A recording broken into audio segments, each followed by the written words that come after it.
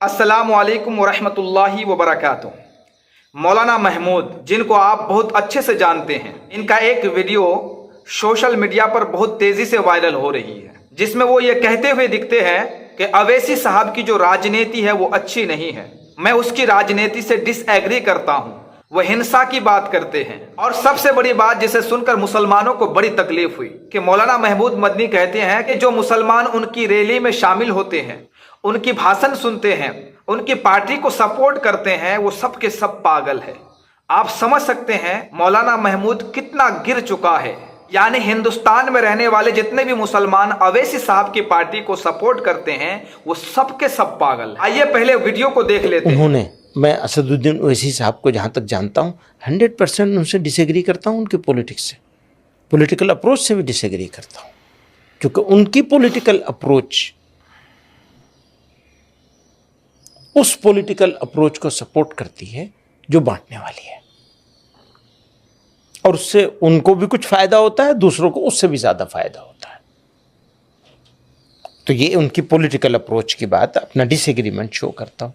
इसी के साथ ये कहना चाहता हूं आपसे, मुझे बिल्कुल उम्मीद नहीं थी। वो पाकिस्तान गए थे, पुरानी बात हो गई है, कुछ साल पुरानी बात हो गई, और वहां उन्होंने उनसे इसी तरह का सवाल किया गया था, जहां उनको, जैसे आपने उससे सवाल किया इंडिया में मुसलमानों की क्या सिचुएशन है, फला है फला, इसी तरह का उनसे कुछ सवाल किया गया था।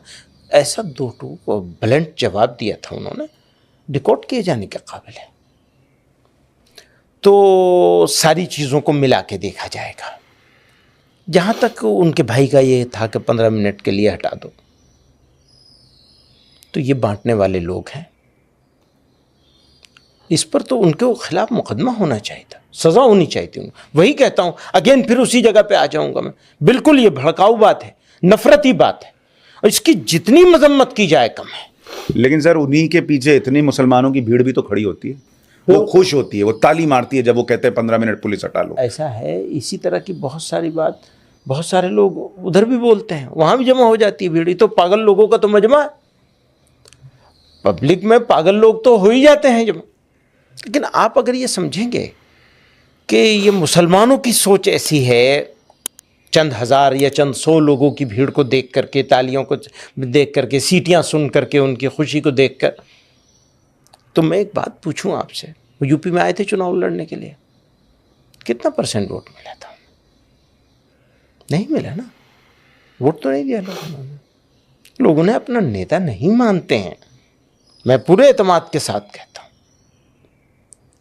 अब ये ठीक है कि वो मौका मिला हुआ है उनको बोलने का, और बोली का बोल करके फ़ायदा उठाते हैं। वो अभी खड़े हुए थे तेलंगाना के चुनाव में इतने ज़ोर शोर के साथ, हैदराबाद के अलावा कहीं वोट दिलवा सके उसे?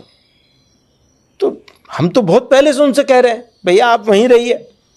वो मानते नहीं, सुनते नहीं इस बात को।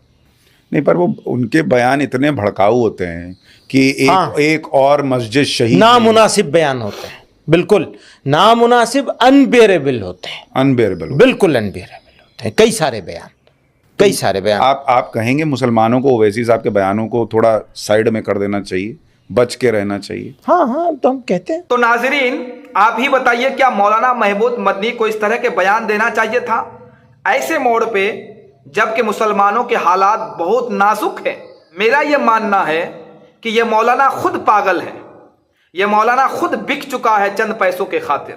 मैं उस पार्टी को क्यों ना सपोर्ट करूं जो मुसलमानों के लिए, दलितों के लिए आवाज उठाता हूं। मैं उस पार्टी को क्यों ना सपोर्ट करूं जो गुस्ताखे रसूल के खिलाफ रैली निकालता हो। मैं उस पार्टी को क्यों ना सपोर्ट करूं जब शरीयत में मुदाखलत की जाती है तो सबसे पहले यही आवाज उठाता हो। तो मौलाना महमूद मदनी ये खुद पागल है, लिहाजा इसका बायकाट किया जाए। और अपनी राय कमेंट बॉक्स में जरूर बताइएगा। तब तक के लिए खुदा हाफिज।